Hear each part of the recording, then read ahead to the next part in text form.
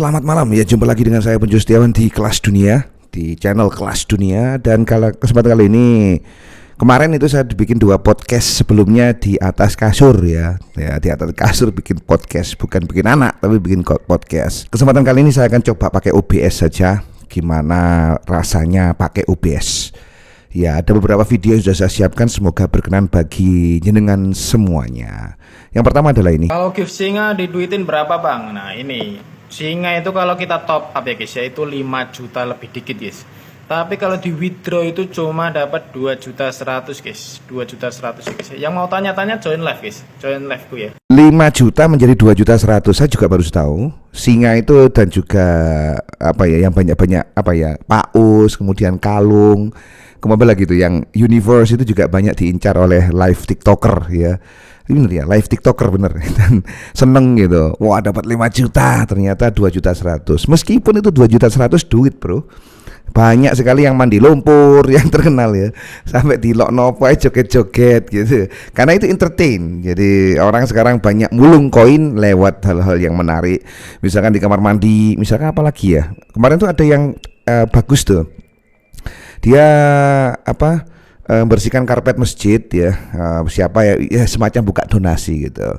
Oh iya, sekali lagi mungkin yang sekarang ini di podcast kali ini mungkin kebanyakan akan banyak mendengar, karena memang beberapa video itu agak sensitif ya, terutama juga tentang Bjorka begitu, numpang tenar dengan kehadiran Bjorka. Tapi ya kita akan banyak mendengar. Nggak masalah, komentarnya dikit aja. Nggak nyangka karena konten kemarin ternyata tiba-tiba FYP, dan banyak teman-teman yang bertanya siapa sih sebenarnya yang mencetuskan ide-ide di balik semua garapan rumah tunggu saya. Maka sebelum pembangunan rumah tersebut akhirnya saya buatkan edisi part 3-nya, kayaknya sih saya akan bercerita tentang siapa sih dalang di balik semua konsep yang saya kerjakan kali ini. Ini dia, kenalin, namanya Mas Bambang Budi Handoko. Sepintas sih kita nggak akan ngira dia sebagai seorang kontraktor ya. Akan kelihatan banget dari gaya yang selengean dan tampil seperti ini, dia mudah dikenali sebagai seorang seniman. Rambutnya yang gondrong, yang sudah berusaha berpenampilan rapih tapi masih terlihat awut-awutan. Memang sepertinya akan lebih pas jika menilai beliau sebagai seorang seniman ketimbang seorang kontraktor. Tapi sepertinya kita perlu balik lagi kepada konsep jangan melihat sebuah buku dari covernya aja ya. Karena walaupun berpenampilan seperti itu, beliau dibekali dengan banyak sekali pengalaman di bidang pekerjaannya. Seingat saya, beliau terlibat di beberapa pekerjaan-pekerjaan yang menarik. Salah satunya dalam pengerjaan hotel kontainer di UMM Malang. Ingatkan saya apabila saya salah sebut, di Bandara El Tari Kupang, pos lintas batas antara Indonesia dan Timur Leste, stadion yang entah apa namanya saya lupa yang terletak di Kupang, dan terlibat dalam beberapa pembangunan di objek wisata Sengkaling Malang. Lebih rinci dan spesifiknya saya tidak akan ingat semua sih ya, karena saya kan tidak berada di dalam manajemennya Mas Bambang. Mas Bambang sendiri juga dibekali dengan beberapa keahlian-keahlian lain selain di pekerjaan sipil. Seperti beliau juga ahli dalam pekerjaan mematung, pekerjaan-pekerjaan kuningan, pekerjaan-pekerjaan berbasis besi dan aluminium, dan juga pekerjaan-pekerjaan yang berhubungan dengan resin. Satu lagi sih sebenarnya yang tadi hampir lupa, beliau juga punya keahlian di pekerjaan-pekerjaan berbasis kayu, namun akhir-akhir ini dispesifikkan di pekerjaan berbasis HPL. Yang ketika tadi saya berkunjung di workshopnya, dia saat ini sedang mengerjakan pekerjaan-pekerjaan rak display dari merek fashion lokal yang bernama Emba. Jadi entahlah, saya juga kadang bingung memposisikan beliau, lebih tepatnya atau lebih enaknya dibahasakan sebagai apa dan siapa. Apakah seorang kontraktor murni, apakah seorang seniman, atau perpaduan keduanya yaitu seniman kontraktor. Haha. Saya sendiri pun tidak 1-2 kali meminta tolong kepada beliau untuk mengeluarkan ide-ide kreatifnya dalam membantu saya untuk menciptakan sebuah produk tertentu atau membantu saya dalam kebutuhan di pekerjaan-pekerjaan sipil. Dan sejauh saya meminta pertolongan dari beliau untuk membantu saya mewujudkan apa yang saya bayangkan, so far so good, dan saya cukup puas dengan hasil dari pekerjaan-pekerjaannya. Sebelum ini dia juga membantu saya dalam membuat dekorasi interior ruang kantor saya, di mana Mana awalnya hanya ruang kosong seperti ini dan dicat standar warna kuning, sampai pada akhirnya dengan kebiasaan sentuhan-sentuhan seninya membuat ruang kantor saya seperti bernuansa unfinished industrial. Jadi ya itulah dia, apabila belakangan ini saya memperlihatkan situasi di kantor saya, ini juga atas bantuan dari pekerjaan Mas Bambang beserta timnya. Jadi motif tembok yang seperti ini sebenarnya bukan karena belum selesai dikerjakan ya. Ini adalah permainan cat dan juga panel yang kelihatan di ruangan ini sebenarnya bukan panel dinding asli, melainkan hanya goresan kuas yang dilakukan oleh timnya Mas Bambang. So kebayangkan betapa kreatifnya beliau. Dan ini dia ruangan kantor yang saat ini saya tempati dan saya habiskan waktu di dalamnya. Sebagian besar desain interiornya dikerjakan oleh Mas Bambang, bahkan kap lampu ini juga ternyata dibuat dari pipa PVC biasa. So, masih penasaran dengan orangnya? Istimewa Mas Bro, istimewa. Menurut saya keren lah ya. Jadi memang seniman ya, kontraktor juga, kemudian arsitek juga ya. Dan seniman. Seperti tadi itu gaya unfinished semen expose itu saya kira semen, ternyata lukisan. Saya juga pernah ketika waktu itu sih saya belum bergerak di dunia konstruksi ya dan tukang menukang.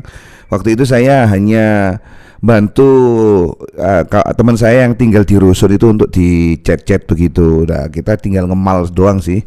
Tapi saya nggak bisa gambar tuh nggak bisa. Tapi kalau ada gambarnya tinggal ngecat tuh bisa.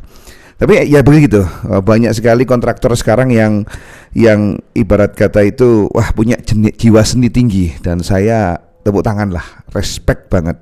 Semoga saja makin banyak harapan, semoga saja juga harapannya menginspirasi gitu ya.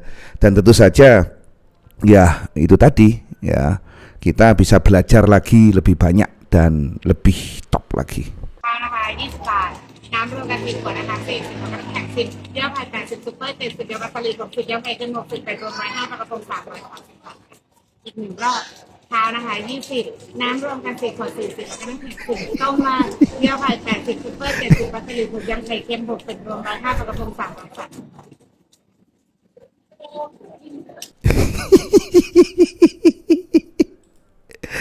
Kalau yang sering lihat TikTok sudah tahu yang siapa tadi itu. Tadi itu adalah Ban Cemek ya. Itu adalah atlet Muang Thai yang sangat terkenal, dan ya kalau lihat tarung-tarungnya itu keren-keren itu Ban Cemek. Ngowo lihat orang ngetik di kalkulator cepet ngitung gitu, nggak ngowo ya. Setiap orang punya bidang masing-masing. Ban Cemek ini juga legend ya, legend, sama juga legendnya sama yang kalkulatornya cepet tadi itu. Ada berita tim cyber Mabes Polri nangkap pemuda Madiun yang diduga sebagai hacker Bjorka. Padahal orang itu tuh nggak punya komputer ataupun laptop loh. Terus dia ngakses data-data pemerintah itu pakai apa pak? Kalkulator. Padahal Bjorka sendiri belum lama ini baru aja update. Katanya sih orang Madiun ini pekerjaan sehari-harinya tuh tukang es keliling. Lu bisa bayangin nggak? Tukang es aja itu tuh bisa diduga jadi hacker loh. Gimana lu, wibu-wibu yang kerjaannya di belakang komputer? Kira lu bisa ngebobol bank kali? Komedi, ini nih berita komedi. Seperti saya katakan tadi, kita kan lebih banyak mendengar ya yang saya dengar akhirnya yang bersangkutan yang ditangkap, yang dikatakan yang diberitakan sebagai penjual es keliling itu menjual channel telegramnya ke Bjorka. Ya. Saya numpang lewat dengan nama Bjorka supaya bisa ke indeks gitu ya.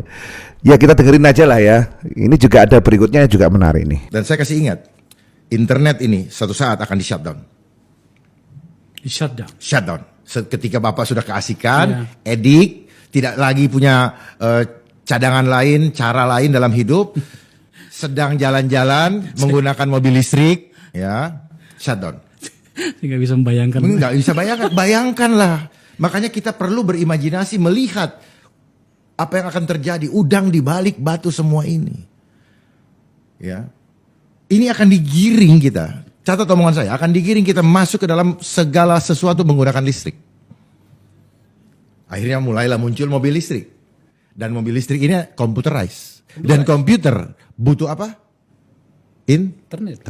Internet butuh apa kalau buat supaya hidup? Butuh apa? Pulsa. Ribet. Jadi kalau Bapak jalan, saya jalan, Bapak ke sana, ke Bandung, saya ke Cilegon, Begitu di shutdown, sama-sama kita di sana. Uang nggak bisa ngambil ke bank, listrik mati, apa-apa mati. Negara langsung hands up, kami menyerah. Dan itu terjadi di Estonia. Ya, Estonia. Makanya. Tiba-tiba negara yang maju karena internet, semua tempat dan kehidupan sudah terakses oleh internet. Ya, Tiba-tiba terjadi shutdown, itu langsung lumpuh. Ya, jadi internet ini adalah ilmunya Tuhan yang di copy paste oleh manusia, terus dijadiin duit. Abang punya internet kok dalam tubuh abang. Ketika abang bisa merasakan hadirat Allah dalam hidup abang, itu internet bang. Sebelum saya pindah kembali ke perdebatan awal kita tentang lembaga negara. Kalau begitu ceritanya, Jenderal, Ya, bagaimana kita harus memahami masa depan dengan cara pandang atau pendekatan yang Anda pakai tadi? bagaimana? Kita punya harapan besar. Negara kita negara kaya.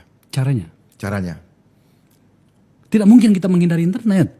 Bagaimana bisa pada saat semua orang sudah menggunakan internet? kan tadi internet kalau kita mau mengikuti zaman, kuasai internetnya. Artinya kita punya sendiri. Punya sendiri dulu. Kan nanti juga balik modal ketika kita sudah punya daripada kita ngontrak. Ini kan ngontrak sebenarnya. Dan mahal itu. Ngontrak buat keamanan negara, gimana ceritanya Pak? Ini saya bangun logika saja. Kalau Ya. kalau saya ini nanti banyak yang tersinggung. Jadi Logik iya gitu loh. loh. Jangan ngontrak. Kan enak kalau jadi milik. Daripada cuman sewa-sewa mobil, lebih baik kita kredit atau beli. Punya kita harganya lebih murah. Tapi kan nanti kan returnnya kan Ya. jadi lebih baik. Wih, ya agak berbahaya juga bahas seperti ini. Tapi tadi ada yang dikatakan bahwa Estonia itu juga kolaps karena saking adiknya dengan internet kemudian di shutdown. Jadi ingat ketika ada film Die Hard 4 nggak salah itu Bruce Willis itu juga terjadi kiamat sughra di Amerika Serikat karena datanya diambil, data bank dan lain sebagainya itu, bahkan pensiunannya yang bersangkutan ya aktornya, ini film ya, aktornya itu bisa dibangkrutkan, dinolkan. Tapi ya hal semacam itu sebagai imajinasi yang mungkin saja terjadi ya. Pulsa itu internet butuh pulsa. Saya XL itu 125.000 sebulan Pak Bro. Kemudian belum wifi itu di rumah ini pakai MNC itu 250 apa 280 saya lupa gitu. Benar butuh pulsa. Kalau mobil listrik belum ya. Dan selama ini masih kendaraan, tapi kita sudah biasa untuk melihat berseliweran sepeda-sepeda listrik ya. Bahkan sekarang marak konversi dari sepeda motor berbahan bakar fosil dikasih dinamo jadi sepeda motor listrik gitu. Kelas ya. Dan ya kayaknya sudah edik benar ya. Apakah internet ini memang benar-benar fungsional? Saya kira iya. Dan memang sekarang atensi pasar itu kan semua ke ke internet ya. Saya sendiri juga sering posting, misalkan saya ada niatan untuk mengenalkan bidang jasa tukang bangunan ini ke publik ya, lewat YouTube yang kayak gini, podcast begini itu kan. Saya juga ada beberapa bahasan itu yang bahas tentang bangunan. Kemudian ada di TikTok ya, kemudian juga ada di Reelsnya Instagram itu, dan juga Facebook. Dari 4 yang saya jalankan itu, Twitter saya enggak main ya. Dari 4 yang saya jalankan itu yang mendatangkan customer dari TikTok sudah ada, Reels juga sudah ada garapan Kanopi. Kalau TikTok ini garapan bangunan, Facebook garapan bangunan, kemudian saya lupa satu lagi, LinkedIn yang sudah kontak, berarti belum deal, kontak saja. Nah, dari parameter itu saya bisa katakan bahwa internet ini works ya. Jadi memang benar-benar berfungsi, dan saya nggak bisa bayangkan kalau itu di shutdown. Penting memang untuk misalkan jenengan itu door to door lagi, atau offline-an, atau ketemu dengan orang, atau kita ya nawarkan diri ke orang yang punya project itu juga penting ya. Bahkan ya menurut saya itu jadi komponen yang utama saat ini ya. Offline-an itu masih penting sekali. Dan ketika orang sudah tergantung di internet ya, misalkan sangat tergantung, misalkan pesanan-pesanan datang dari marketplace. Saat ini juga ada beberapa marketplace itu yang niru TikTok gitu ya. Shopee misalkan niru TikTok, itu juga ada kendala. Banyak yang bingung ya, kok fitur ini dibusungkan, fitur ini dimatikan dan lain sebagainya. Itu yang saya lihat dari beberapa timeline yang berseliweran. Namun ya itu tadi, bahwa ya internet ini memang benar-benar kita butuh lah, kita benar-benar edik, kita benar-benar bahkan kita nerima orang saja, nerima tamu saja itu kadang nggak bisa lepas dari HP loh. Padahal cuma ya goyang-goyang HP, lihat sana sini doang gitu ya. Mungkin saking ketergantungannya, dan kalau seumpama ndak ada itu amburadul.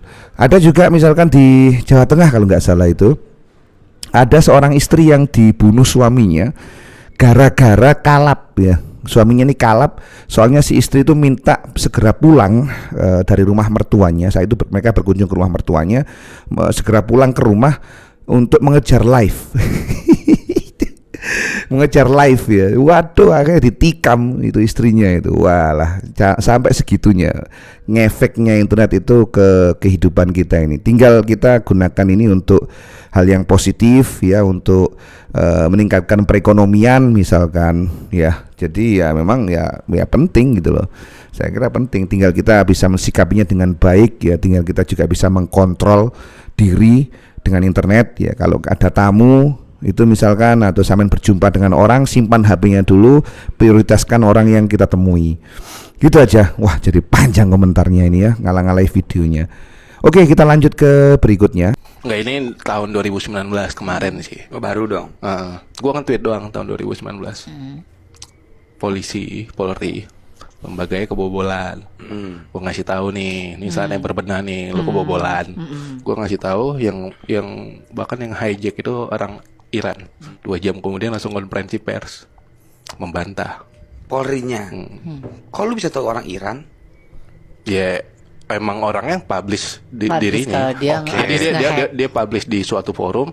Gue punya akses ke Polri, gue bisa gonta-ganti data Polri, gue bisa mempensiunkan seorang polisi, gitu. Gue bisa ganti-ganti data. Yang ada di kepala gue waktu itu kan mikirnya seharusnya kan, seharusnya kan polisi yang melacak teroris, bukan teroris yang melacak polisi. Betul. Nah, dengan bocornya data ini berbahaya, gitu. Tujuannya ke arah sana. Gitu. Akhirnya 2 jam kemudian mereka konferensi pers membantah, ya malu kali kan ya. Masa polisi yang keren kebobolan gitu. Iya, ini gue udah mulai takut sih. Terus sama. Terus apa yang terjadi? Akhirnya malamnya gue dihubungi sama kepala analisis CIC Polri, divisi cyber Polri lah, kepala analisnya.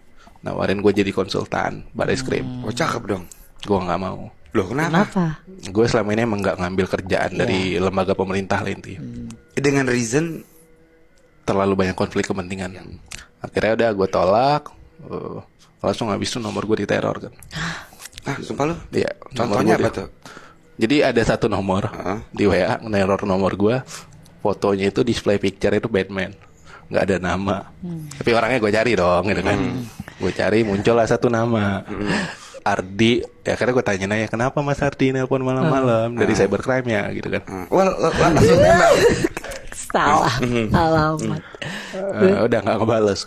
Besoknya langsung 5 orang gitu, 5 orang badan gede semua datang ke rumah gue. Datang ke rumah gue, tapi brengsek itu ngomong ke RT penggerebekan. Tapi padahal gue pas mereka datang gue keluar kayak kolor doang kan. Keluar nanya mau ngapain? Oh ini Pak, kita mau minta bantuan, bla bla bla bla bla. Oke gitu. Tapi gue nggak percaya sama polisi kan. Jadi gue telepon teman gue yang lawyer. Ini ada polisi nih. Gue harus ngapain? Teman gue bilang ya udah nanti aja gitu. Mereka suruh pulang aja. Gue suruh kan, ya udah duluan aja gue bilang. Gue belum mandi, nanti gue nyusul. Maksa. Gak apa-apa Pak, kita tungguin. Biar barengan ke Bareskrim. Enggak, gue gak mau barengan sama lu. Lu duluan aja gitu kan. Akhirnya gak apa-apa Pak, kita tungguin. Enggak, gue gak mau gitu. Duluan aja nanti gue nyusul gitu. Akhirnya gue baru datang ke Bareskrim itu besok. Besok didampingi sama 3 lawyer. Ya udah, ngasih tahu lah. Intinya mereka minta bantuan. Gue ngasih tahu semuanya. Bahkan gue ngasih tahu soal informasi pelakunya gitu. Emang orang Iran gitu. Tapi ya dengan nada yang marah-marah pasti kan. Jadi udah Tapi akhirnya berhubungan baik kah? Akhirnya jadi kayak Enggak. Oh tetap enggak loh. Kan biasa kalau gitu malah jadi punya koneksi yang enak kira loh. Enggak, aduh.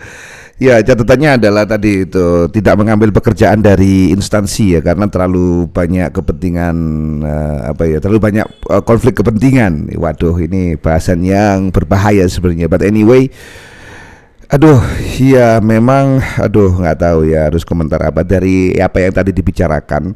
Jika hal tersebut adalah real dan fakta, berarti ya mengenaskan ya. Kita lanjut ke video berikutnya nih. Tapi kalau sampai sekarang tuh yang paling gampang dimasukin emang pemerintah punya. Apa pemerintah? justru Paling situs gampang. pemerintah itu yang paling lemah ya. Harusnya Ya, bisa di situs pemerintah tuh bahkan sampai sekarang tuh jadi mainan. Jadi anak-anaknya baru belajar itu tes skillnya tuh di sana. Serius loh. Iya. Jadi kayak gue baru belajar nih, mau belajarnya ngetesnya di mana? Oh ya situs ini gitu kan. Anjir, coba dabrak. Jadi kayak cepet-cepet gitu ya masuk. tempat mencoba gitu. segitunya. Iya. Wah aneh Ti. Iya. Baik. Tempat testing yang iya, sebenarnya kita ini sudah siap high tech atau tidak sih? Sebenarnya kita internet cepat ini untuk apa sih? Jadi tweetnya Kominfo zaman dulu ya. Ternyata juga ada resiko-resiko yang harus kita tanggung ya. Tapi begini, saya sendiri juga sebagai bukan ibaratnya orang yang benar-benar khusus nekuni coding gitu. Coding aja enggak tahu. Saya hanya sebagai user. Dan saya hanya mikirnya begini, internet ini, sosial media, kemudian juga saya bikin video, saya upload di sosial media, saya upload di YouTube ya, dengan harapan semoga bisa dilihat banyak orang dan dikenal, memberikan value bagi yang melihat gitu doang, ya nggak lebih dan nggak kurang gitu. Tapi kalau sampai disalahgunakan, waduh amburadul ya. Ini channel ini ternyata moro-moro ada video mesum di channel saya padahal saya nggak upload, kan bahaya kayak gitu. Jangan sampai. Next adalah yang ini menarik ini. What was the first one to take you off? Meta. Meta was first. So Meta. Facebook, Instagram. Facebook, Instagram. Okay. And then it was a domino effect. Yeah, so Meta took me down. So it's quite interesting, actually. I had a YouTube channel for a while. It was never so large. I had 738,000 subscribers. It took me a long time to build it up.